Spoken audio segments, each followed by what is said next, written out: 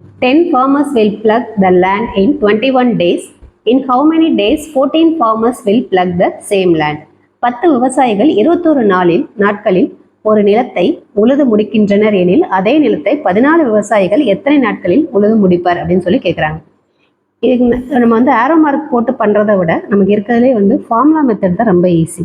Formula மெத்தடில் கீழே இருக்கிறத எப்பயுமே ஒர்க் 1 ஒர்க் 2ன்னு வச்சுக்கோங்க. கீழே வந்து எப்பயுமே ஒர்க்குங்கிறது எதையாவது கட்டினாங்க, இடிச்சாங்க, சாப்பிட்டாங்க, இதுதான் என்னது நமக்கு ஒர்க்காக வரும். மேலே என்ன கொடுத்துருக்காங்களோ அதை அப்படியே வச்சுக்கோங்க. இதுக்குன்னு தனியாக ஃபார்முலா மனப்பாடம் தானே தேவையில்லை. இங்கே என்ன கொடுத்துருக்காங்க, ஃபார்மர் கொடுத்துருக்காங்க. அப்போ F1, இங்கே F2 எத்தனை நாள் வேலை செஞ்சாங்க, டேஸ் கொடுத்துருக்காங்க. இப்போ D1 D2 அங்கே என்ன கொடுத்துருக்காங்களோ அதுக்கேற்ற மாதிரி நீங்கள் ஃபார்முலாஸை யூஸ் பண்ணிக்கோங்க.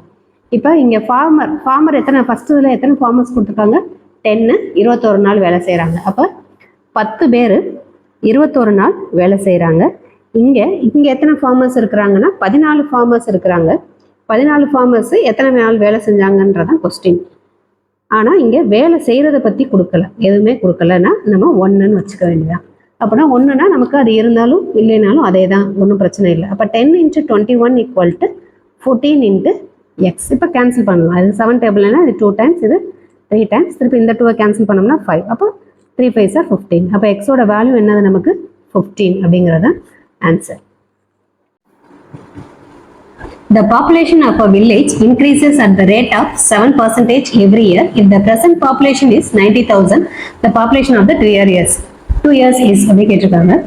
இந்த பாப்புலேஷன் ஒவ்வொரு இயர்ஸும் இன்க்ரீஸ் ஆகுது. அதுக்கு ஃபார்முலா இருக்குது, ஆனால் நம்ம ஃபார்முலா இல்லாமலே கண்டுபிடிச்சிக்கலாம். நமக்கு என்ன கொடுத்துருக்காங்க, டோட்டல் எவ்வளோ கொடுத்துருக்காங்க, டோட்டல் வந்து 90,000 கொடுத்துருக்காங்க. டோட்டல் 90,000.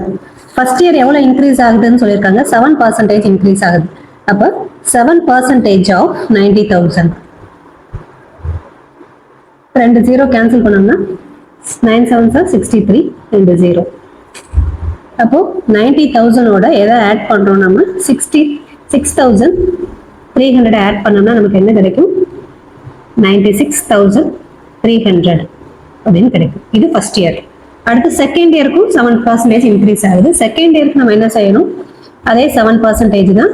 ஆனால் டோட்டல் எதை வச்சுக்கணும், நமக்கு ஃபர்ஸ்ட் இயரில் கிடைச்ச டோட்டல் வந்து செகண்ட் இயரில் வச்சுக்கணும். அப்போ 963 இதை நமக்கு மல்டிப்ளை பண்ணால் என்ன கிடைக்குது, 21. இப்போ 4 7 6 இவ்வளோ வந்து இன்க்ரீஸ் ஆகுது. இப்போ செகண்ட் இயரோட பாப்புலேஷன் எவ்வளோ நமக்கு 96300ஓட நம்ம எதை ஆட் பண்ணுறோம், 6741 ஆட் பண்ணுறோம்.